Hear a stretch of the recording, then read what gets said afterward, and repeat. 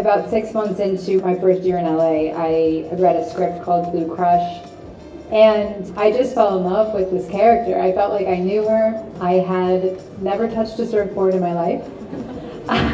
And so I went in and I auditioned like numerous times, and they said, we obviously can feel that you have an affinity with this character, but you've never surfed before, and that's a pretty important prerequisite to getting this role. And so I went into the yellow pages for all the youngins out there. That's what we used to do in the year 2000. I went into the yellow pages and I found a surf instructor in Malibu, and I said, I called him up and I said, I need to learn to surf in 1 month. And he said, well, he's like, you're gonna have to, put in a lot of hours, like every day. And I said, okay. And I really did. I drove from my a little apartment in Studio City to Malibu every day, crack of dawn, surfed for about 7 hours a day for about a month. The producers and the director, had asked the surf instructor, like, what do you think? Do you think, there's I think it was like a $30 million budget. I was an unknown. There was 2 other, actresses in the movie, and at the time, 3 actresses leading a big budget movie was pretty unheard of back then. And they said to the surf instructor, what do you think? We have a lot riding on this. Do you think she can do it? And apparently he responded, I can guarantee you won't find someone more determined.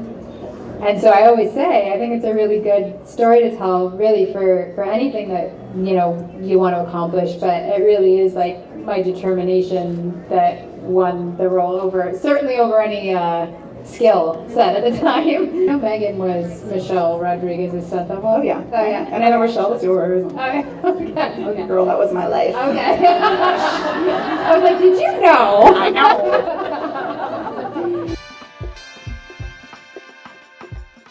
I pretty much grew up with all boys, and that's all I've ever known was like being around boys and their friends, and I just was myself and just did what I loved, and I'm here because I love surfing, and I just wanted to really impress my brothers, but I wanted to prove them wrong, and that's really like how I broke that barrier. Is like, I want to prove you guys wrong, and I want you guys to think I'm cool, and here we are.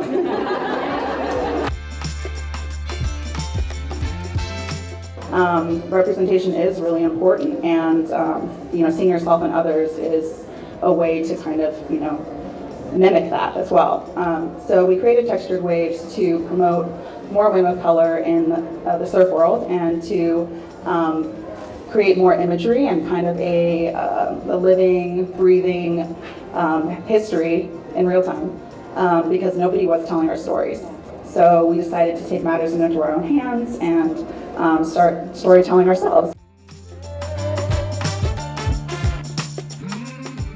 The time that I was doing the tour, it was, the women's surfing wasn't very popular, and we kind of had to work for our respect. And I was just talking about this earlier today with somebody about how I would see the guys paddle out and then paddle out after them and then try to surf in front of them, get in the way.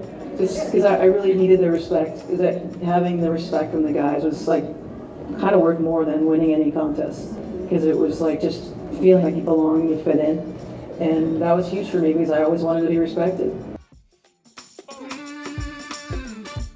Now that I'm in a position to speak about the past and all that stuff, it's really important to just remember all the founders and people before you, the generations before you that brought you here, because you would not be here without them, and I appreciate that now. I didn't when I was younger because I was such a brat, but I see how important it is now, I really do.